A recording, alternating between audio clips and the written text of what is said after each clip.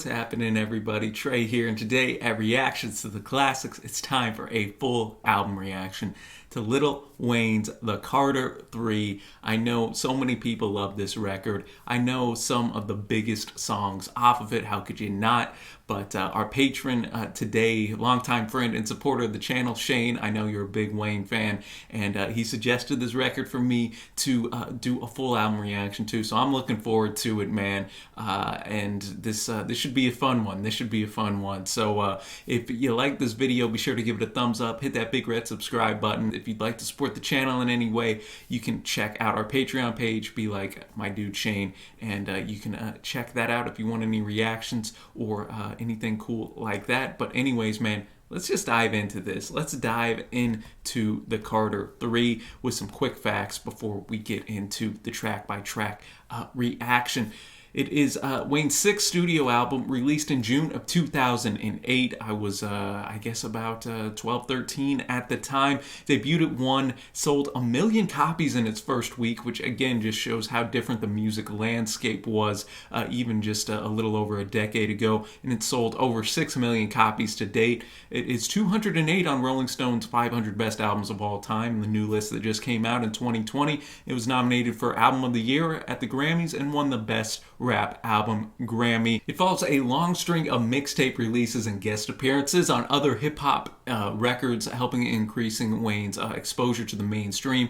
Features guest appearances from the likes of Jay-Z, T-Pain, Robin Thicke, Busta Rhymes, among others. And upon its release, it was got a lot of acclaim and has since been regarded as one of Wayne's best records.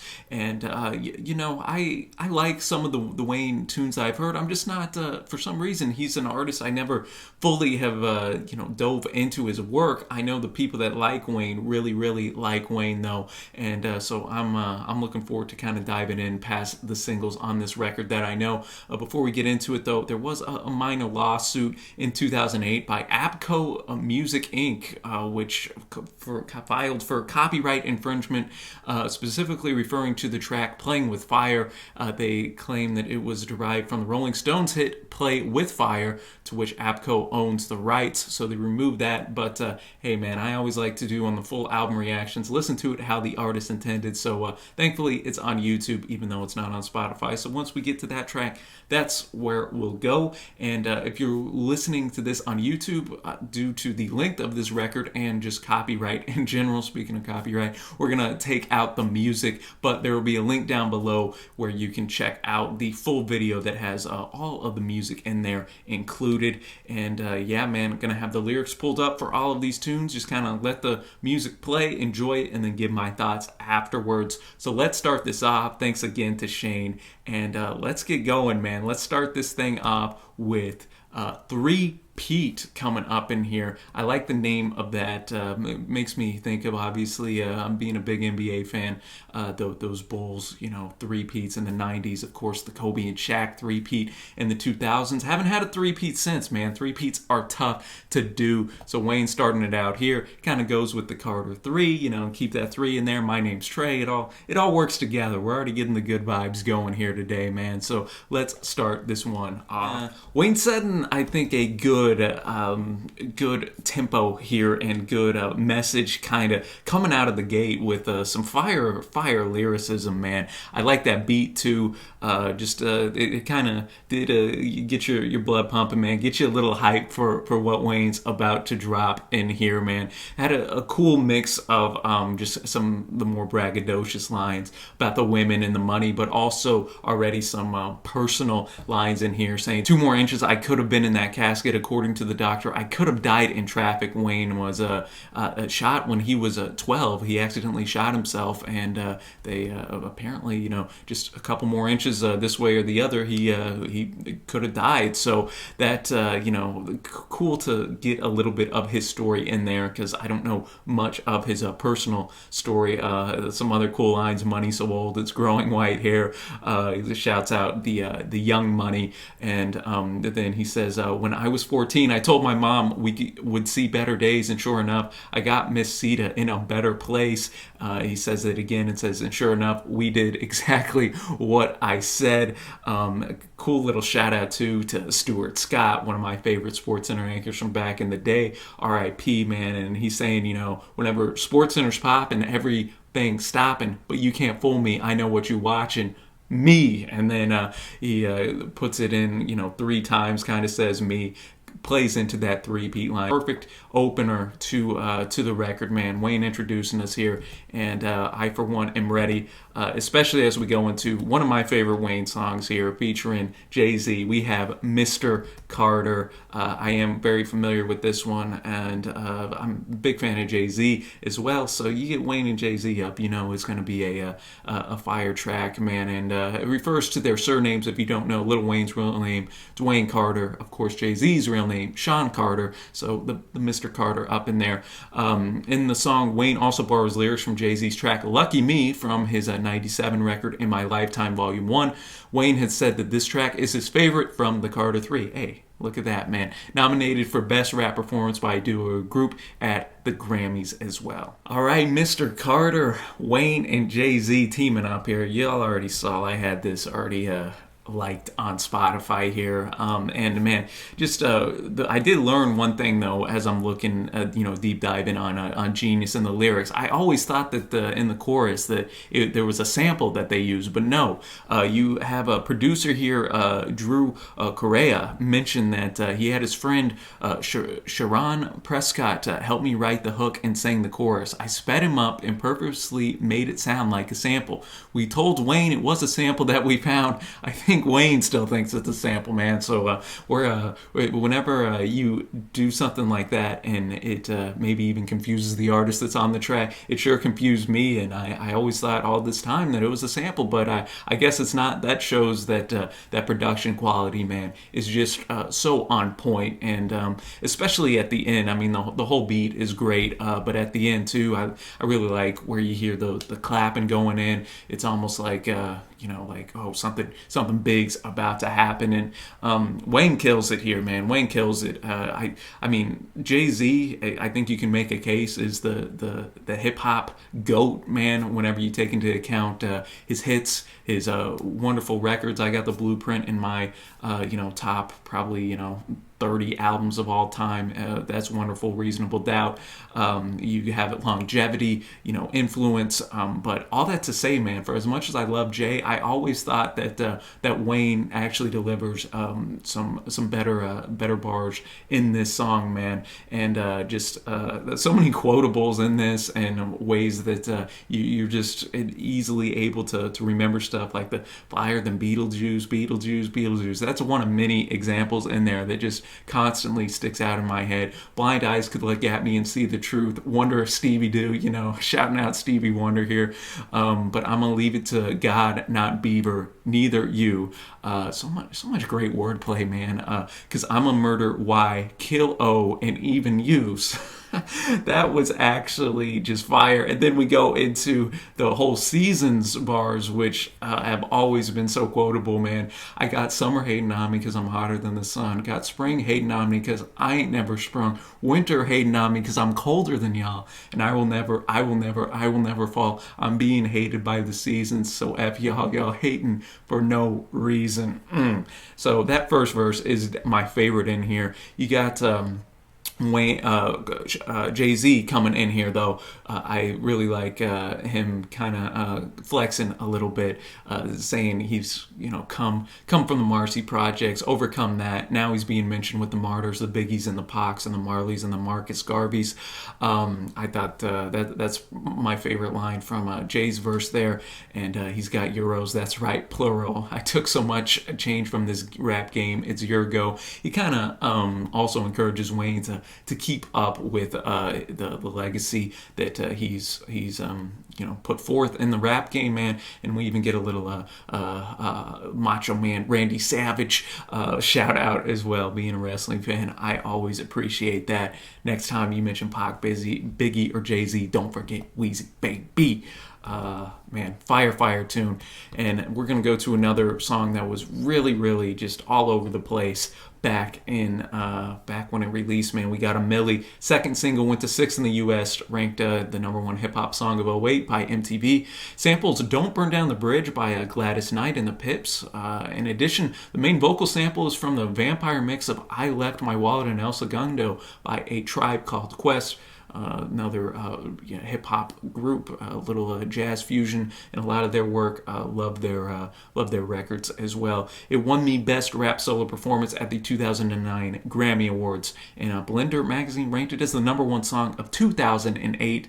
As soon as you hear it, man, you're gonna know. You're gonna know that this is a Millie. A Millie coming in here, dude. It'd been a while since I actually had the lyrics pulled up to this track, man. So many great one-liners yet again. He really sequenced this album quite well, just coming out of the gate with 3 songs that are just fire, man. Just great, man.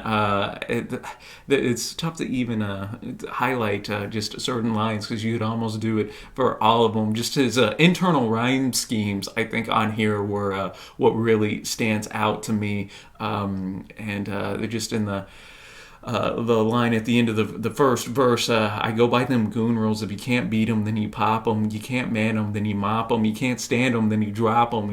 Just already that the wordplay with the M in there at the end and in the middle of each line rather is impressive. And then you finish with the awesome you pop them because we pop them like Orville Redenbacher. Shout out to Orville Redenbacher, man, the popcorn man. And then he keeps going, man, and I was impressed by the dexterity. He was able to rhyme the word bitch in the second verse, man. That was one of the most impressive parts of the track too, that I got a kick out of. Then we go in, he names drops some of the biggest rappers of all time: Big J, Pac, Andre 3000 of Outkast. And then he notes that I'd rather be pushing flowers than to be in the pen sharing showers. Tony told us this world was ours, and the Bible told us every girl was sour. Don't play in her garden and don't smell her flower. Call me Mr. Carter or Mr. Lon Mower. He kind of played with the mower, with the mower kind of thing. So I just it seems his flow, man, easily just goes from one line to the other, and even with words you wouldn't think would rhyme just on the surface by the way you or I would maybe say them, he's able to kind of play with that and make it all work and flow so smoothly, man. And he lets us know at the end, they don't see me but they hear me. And just in the background with that drum just kind of coming in a little bit harsh, and then of course the a milli. It just works, man. It works. So no wonder that was such a big hit. And now we're gonna go to track number 4 with T-Pain here. We have the track Got Money, third single, went to 10 in the US, and you're gonna have that T-Pain signature auto-tune effect, nominated for the Best Rap/Song Collab at the Grammys. And in 2011 we had another lawsuit. Producers Play and Skill sued Wayne for $1 million over the rights to the song. Man, this music business always with those lawsuits, man. So I don't think I'm familiar with this one just off the top of my head, but let's see what we got. Got Money with T-Pain coming in here, man. Obviously, this stands out as being from the time period, man. That mid kind of 2000s to late 2000s period where auto-tune was really coming into play. Most notably, obviously, by the likes of T-Pain, though. The man's got a great voice. If you've never seen his Tiny Desk concert, man, I'd suggest you check that out.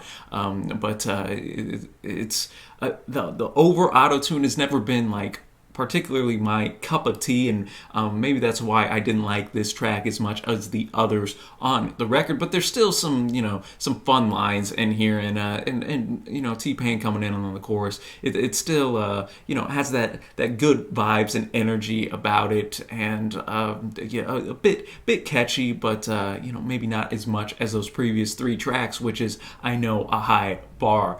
But maybe my favorite line is, yeah, Young Wayne on them hoes, aka Mr. Make It Rain on them hoes. And then we had the cool little shout out to and everybody say, Mr. Rain Man, can we have a rainy day? Bring an umbrella, please bring an umbrella. Ella, Ella. Just shouts me, goes back to Rihanna's track Umbrella, and that was tight, man. That was tight. But just for my personal preferences, man, not a huge fan of the auto-tune, so this won't be amongst my favorites or anything, but I think it still works well kind of in the context and sequencing of this record. It's given us something different than what we've heard on, the previous few tracks, and now we're going to go to Comfortable here, track number 5, featuring Babyface. Comfortable coming in with that silky smooth beat produced by Kanye here, as you'd expect in this era of Kanye production, and Babyface coming in the chorus, man, whoo, so smooth. Interestingly enough, too, Wayne doesn't even cuss in this one. Maybe that's why he shouted out his mom at the end, man, saying, "Hey, I think she's gonna like this one. I think everybody's gonna like this one." Well, not that it matters, Wayne, but I like this one myself as well. Highlighted by that production value, by that chorus with Babyface in here. Just noting, I'm not saying this to shake you up, to wake you up. It's all good when we're making love. All I ask is don't take our love for granted.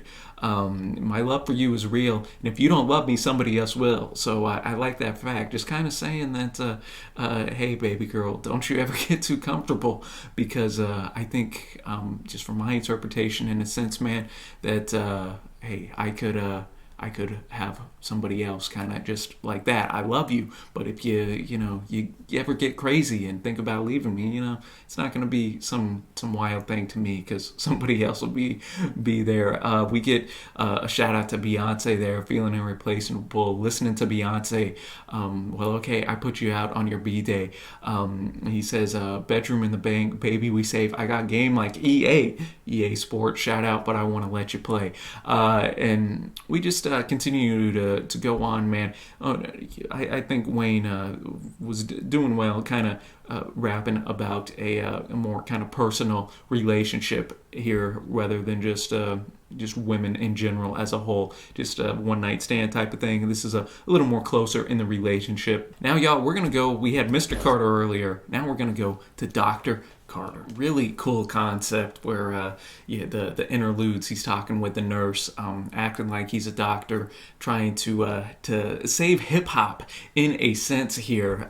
We start with that first verse, or that first intro rather, the nurse saying, your first patient is suffering from a lack of concepts, originality, his flow is weak, he has no style. So then Wayne just goes in, he even says, Dr. Carter to the rescue, and he just kind of going down, diagnosing this guy, style's a disgrace, rhymes are fifth place, and then he says, going on, so picture me like a gallery, capture what I say, all I need is one mic, all I need is one take, so he knows gotta work every day, gotta not be cliche, gotta stand out like Andre 3K, gotta kick it like a sensei, gotta have faith. He unfortunately flatlines though, so then they get another patient in here, and then this is where it was really tight. We get the "Can't Tell Me Nothing" shout out from Kanye, because he says, because you can make it, or you can get through anything if magic made it, and that was called recycling, reciting something, because it's just like it, so you say it just like it. Some say it's biting, but I say it's enlightened. Besides, Dr. Kanye West is one of the brightest. And then we had Swizz Beatz on here. He on production shouts him out, and I thought the beat was just perfect, laid back for this type of a track, man. We had almost more of a jazz inspired, really let that upright bass shine, and then we turned up the horns towards the end of every verse. That was really tight, and Wayne's flow here in bars were some of the best on the record so far. We even shout out Vince Young, Don't Clash with the Titan. That's a name I haven't heard in a minute, man, so that's why I like sometimes going back to these older records too, and being reminded of that. Third patient though, though it's big time, Wayne ends up saving this man. Welcome back, hip hop. I saved your life. That was a really cool concept, dude. And that might end up on my favorite tracks at the end here. So now we're gonna go to the track "Phone Home." All right, "Phone Home" coming in, track number 7, produced by Cool and Dre, and you had Dre there on that chorus, which gotta be honest, was not feeling really the production on this at all, and especially that chorus, man. It got to be a bit annoying. The "phone home, Wheezy, phone home, Wheezy." It just didn't work for me on any level, which is a bit of a shame because some of the bars in here by Wayne were pretty tight. Again, playing into that idea of him being a Martian, of course, that obviously E.T. phone home type of deal, playing on that concept. So Wayne's just kind of here saying that, hey, I'm essentially better than all of you other rappers, all you other humans, and I am a Martian, an alien, playing with that concept here. I did like in the third verse, they don't make them like me no more. Matter of fact, they never made them like me before. I'm rare like Mr. Clean with hair, no brake lights on my car rear. And then he just continues to go on kind of playing with that air sound, and is able to really have a lot of wordplay with that. That was impressive. So third verse was definitely my favorite, but as a whole, man, not feeling that track. But let's see if we get track 8 featuring Robin Thicke, "Tie My Hands," if we turn it around. Wow, "Tie My Hands" featuring Robin Thicke here with what a powerful tune. Great, again, very smooth production quality on this one. Kind of reminded me of Comfortable in that sense. I thought Robin Thicke did a great job as a feature here. And Wayne, man, really, this is the first track where we've really dealt into big kind of real life issues. Wayne being from New Orleans, touching on the Hurricane Katrina tragedy throughout this track, man. Yeah, some say tragedy's hard to get over, but sometimes that tragedy means it's over. All the lives lost, it's tough, especially now in our modern world. We see so many tragedies on the news every single day that we honestly just become numb to it in a sense. But we got to remember, man, the real life people, real life mothers, fathers, sons, daughters are gone, man. That's it. And that can be a tough thing to soldier on through. Wayne notes they talked that freedom at us, and they didn't even leave a ladder. I was like, I think it was '05 a Katrina hit, so I was 10 years old, and so I don't I wasn't following it really close. But honestly, the biggest thing that sticks out to me from Katrina is whenever Kanye did the George Bush doesn't care about black people line, and you had Michael Myers right next to him. That's an iconic classic clip. But I just remember just what a cluster it was, man. Getting help to those people. I've been to New Orleans since then, a few years back.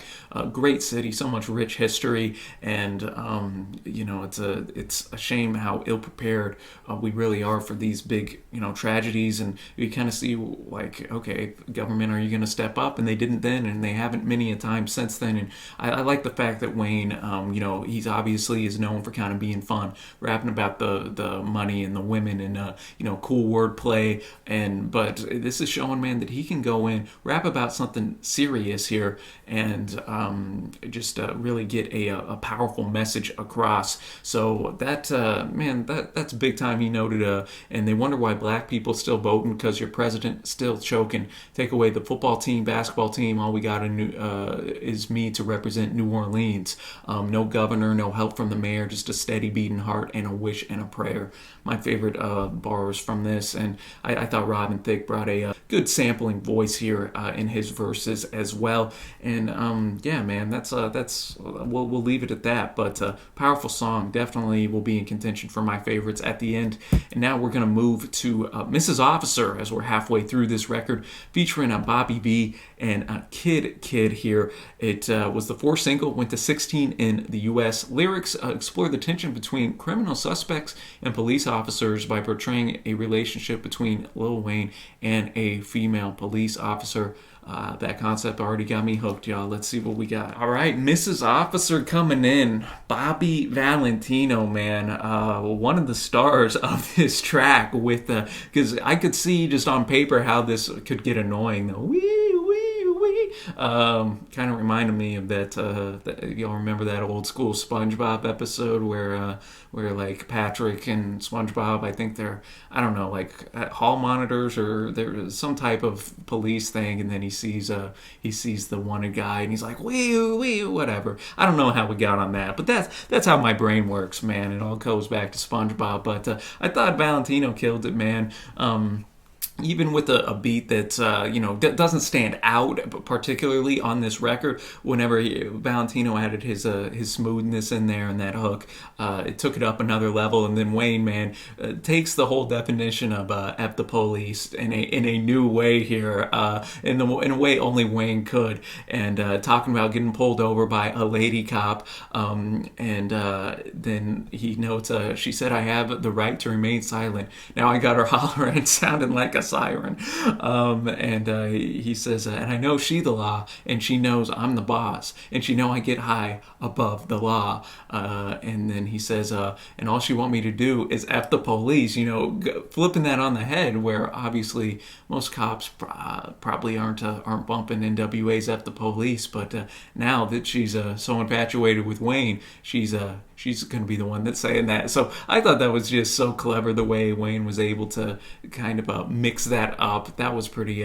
cool. He says, after we get done, I said, "Lady, what's your number?" She said 911. Man, that was another line that just got me. I don't know what I thought of the Rodney King line. Then I beat it like a cop. Rodney King. That took some cojones by Wayne to put in there, man. I think most people would have just said no way on that, but hey, Wayne went out, did what he want on this, and then Kid came in. Not a verse that I think is really memorable as far as guest verses go, man. But then we finish out with Bobby V going in here, man. So a clever, cool little track there. And now we're gonna go to Let the Beat Build Up. Wow, Let the Beat Build coming in. A very creative song yet again, and produced as we came in with that soulful sample. I should have known it was Kanye right off the drop. Produced by Diesel and Kanye, who get shout outs here. Diesel actually said, Wayne came to me and said, "I have an idea. I want to do a song where over time the beat just progressively gets bigger and bigger until the hook drops." We went through that whole song together because he knew how he wanted it to feel at certain points. He made up all the vocals on the spot. The whole song, it was recorded in about 30 minutes. Very impressive by Wayne coming in there. And the song sampled is Day by Day by Eddie Kendricks. So it just obviously that was a huge highlight of the track. One of my favorite, it'd be in the top 2 or 3 beats on this record so far. What I really enjoyed is just basically how the beat did build, and he even notes now that's how you let the beat build, bitch. And then boom, it really just drops down in the chorus where he really hit that repetition and whatnot. I just thought the way that he played with that later on, he shouts out the 808 machine. He says, "I got the kill switch, it kills everything but the 808 drums." And then he follows that up, "Now let the beat build," and then boom, comes back in. That final verse was interesting too, because it was just with those 808s, and Wayne really switches up his flow. He spits really, really fast up in there. Just a kind of a totally big left turn than what you would expect on this track, just with the smoothness and how his regular flow was on the tune. And then boom, it comes back up in there. All in all, man, really, really fun tune, and some great one-liners in here as well, as you'd expect from Wayne. I just think that he's very confident on this whole record, and that persona and that confidence is able to be brought out to the listener, and you just want to root for Wayne the whole time, man. You're like, you know what, let's go, Wayne.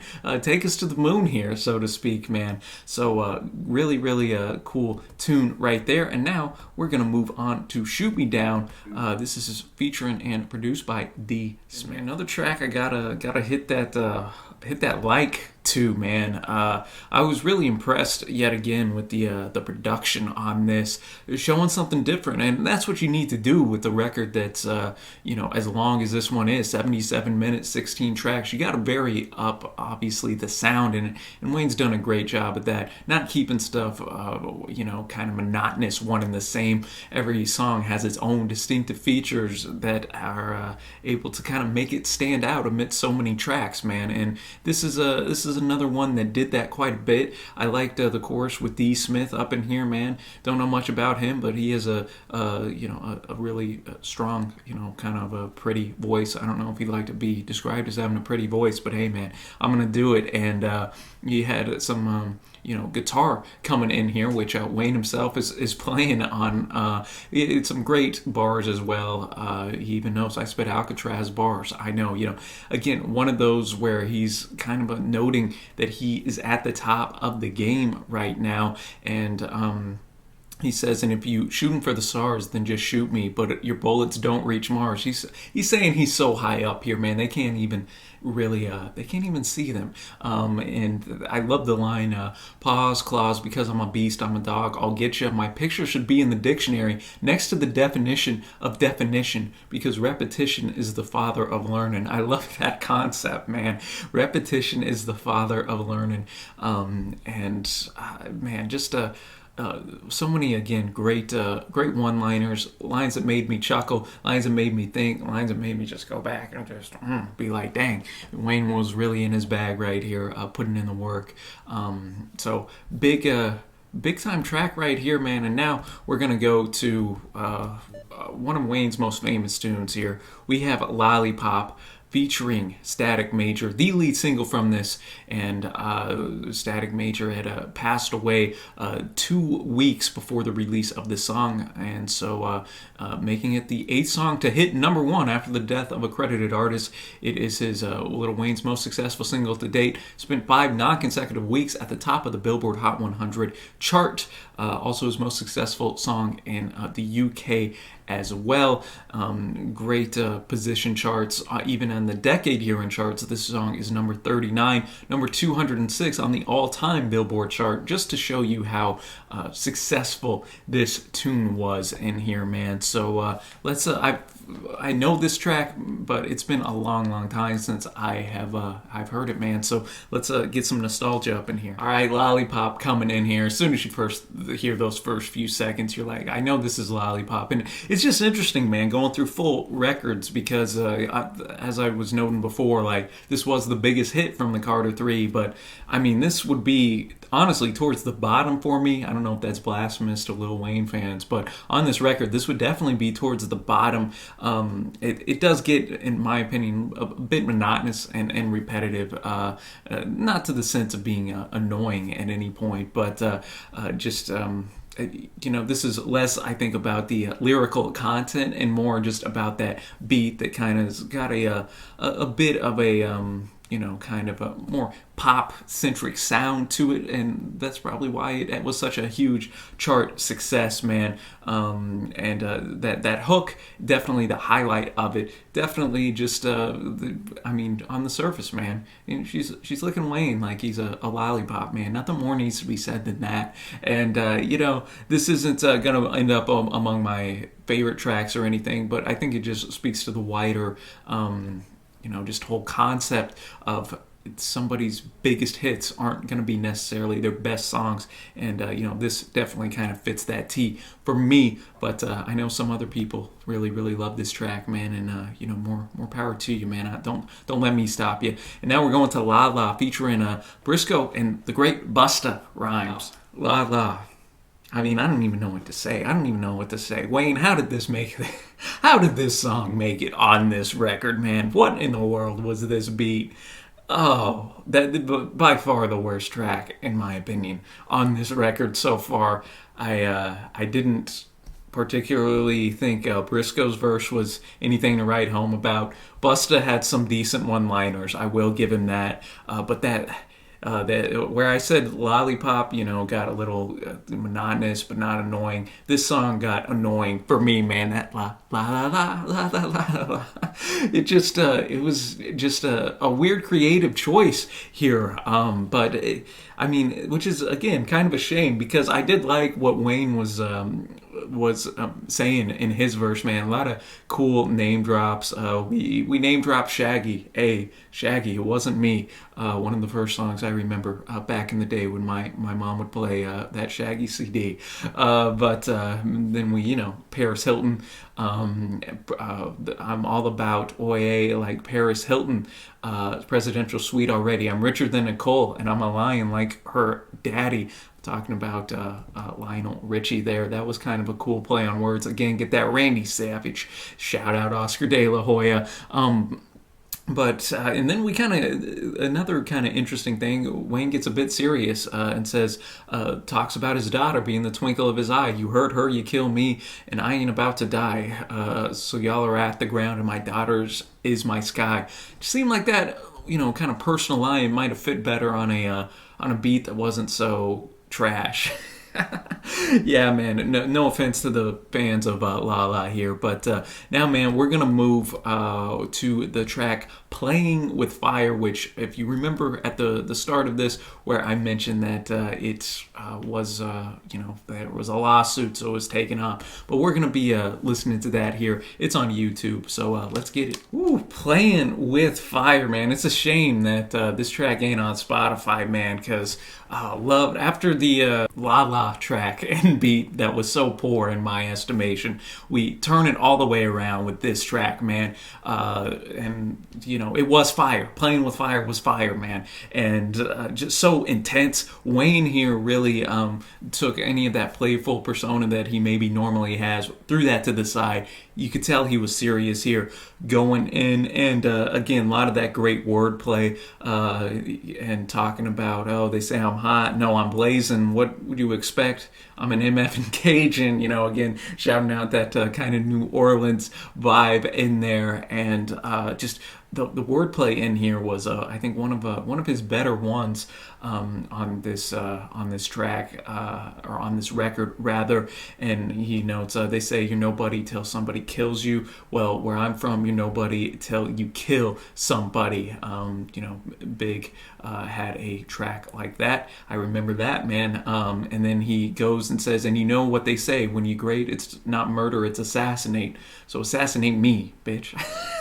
I love that line, man. He's just coming out, really just challenging any and all comers, man, saying that he's again, not scared of him. He's at the top. And then he continues to go on, man. And that third verse, I like that. It's also cerebral. Call me Knievel. You follow when I lead you straight to the needles. He notes, again, gives a shout out to his mama, who's named Sita. I love you, Sita. And then he talks about one of her husbands who tried to beat you, and then how angry that made Wayne, understandably. And so that beat was fire. That beat was fire. And we only got 2 songs left, y'all. We're going now to You Ain't Got Nothing here. And then we only have Don't Get It after that. This one was produced by The Alchemist, one of my favorite producers in hip-hop. Although the song was not released as an official single, it was released the first promotional single to radio stations and peaked at 81. And it was originally intended actually for The Alchemist's record Chemical Warfare, but ended up here instead. Man, one of the top couple guest verses, I think, Fabulos came in here, just absolutely murdered it. I really enjoyed what he had to say, and I mean, it set kind of the tone for the track since he was first up. A beat was really solid as well, like what Alchemist was doing there, and I won't be able to highlight every bar that was hit, but in the first verse, it's been a good year, maybe I should ride blimp, because your boy just stay above the game. They trying to tag him, spray brother fame, but your shots can't reach me. I'm way above your aim. Maybe he listened to Wayne's "Shoot Me Down" before this. No. But man, I really enjoyed that. And then the second verse, we had Jules Santana come on. Another solid verse. So again, some cool one-liners up in here. He got outdid, I think, a little bit from Fabulous, but hey, man, that was tough to come right after. And then we get into Wayne's verse, where again, I think my highlight of that was the way he was able to play with the pronunciation of words. He says, "I bring row to your funeral."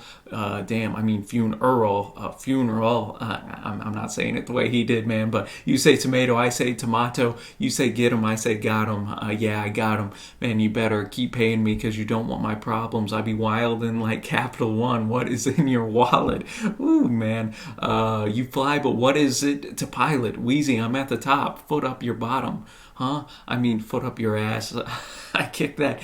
Now go put it in the trash. Ooh, that was tight, man. That was tight. Again, not a song that's, I think, in the upper tier of tracks on this record, but it's in that solid, middle tier, I think. And another solid tune. And now we're gonna finish it off with "Don't Get It," a song that my dad and I actually did a song reaction to for Shane. A really cool Nina Simone sample, and you also have Wayne going after Al Sharpton at the end as well, doing almost like a Kanye-esque last call monologue towards the end. So if you've never heard it, get prepared for that, man. And afterwards, I'll drop my favorite tracks and overall score for the Carter 3. Let's get it, y'all. All right, "Don't Get It," ending off the Carter 3.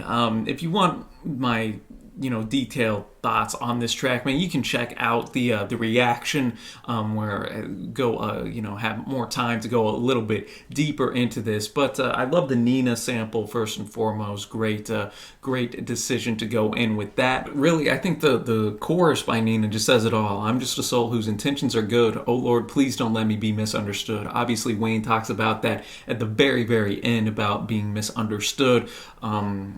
Just kind of who he is and his background, what he's gone through in his life. Also, that might tie in, I think, with the whole Al Sharpton beef, the misunderstanding there from Wayne's perspective.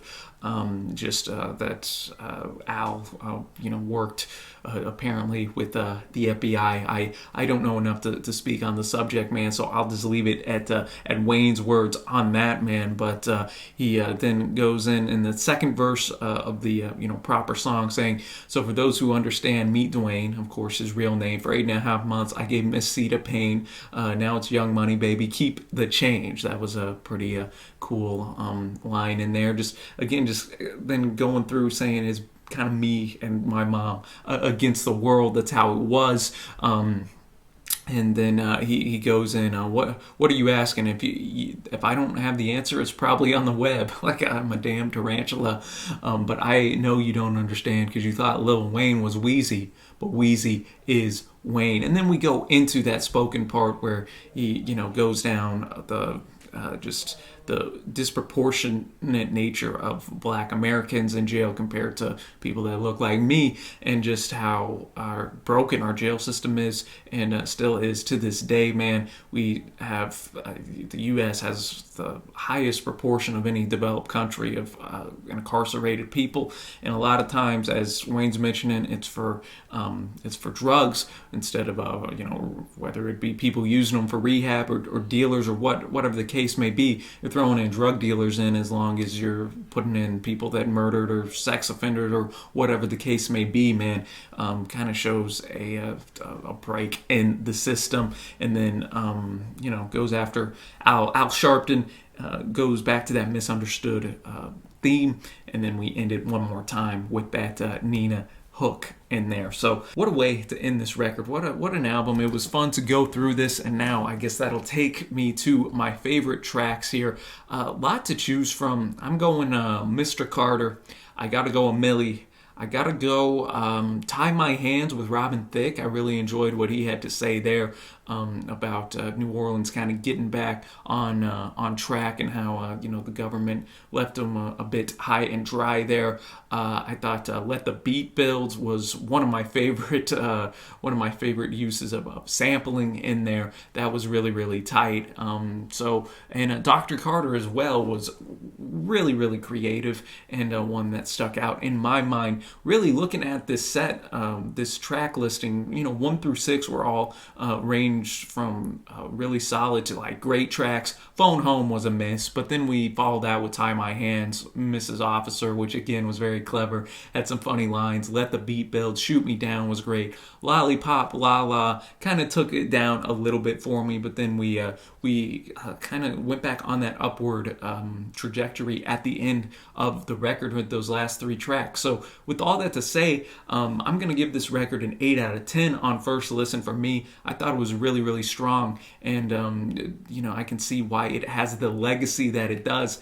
The way Wayne's able to mix his humorous persona with the lines about the women and the money and being at the top, with also you had lines even in songs that were more in that theme. You had lines, whether it be talking about his daughter or his background or whatever the case may be. I thought that was impressive, man. His wordplay, the way he was able to twist words and his pronunciation and bring that into the rhyme scheme. His flow is so smooth, and that's something that I didn't necessarily associate with Wayne, with how good his flow was in here. But you could see that throughout this entire record, man. So I'm impressed, and I want to shout out Shane again for suggesting me to react to this record, y'all. Please let me know what you think of the Carter 3 down in the comments section below, and your favorite tracks as well, and any other suggestions open to that in addition. So, man, thank you guys so much. I know this was a long video, but hey, man, I knew it was such an acclaimed record in the 2000s that we had to go for it. So thank you again to Shane. Thank you to everybody for watching, and until next time, I will see you.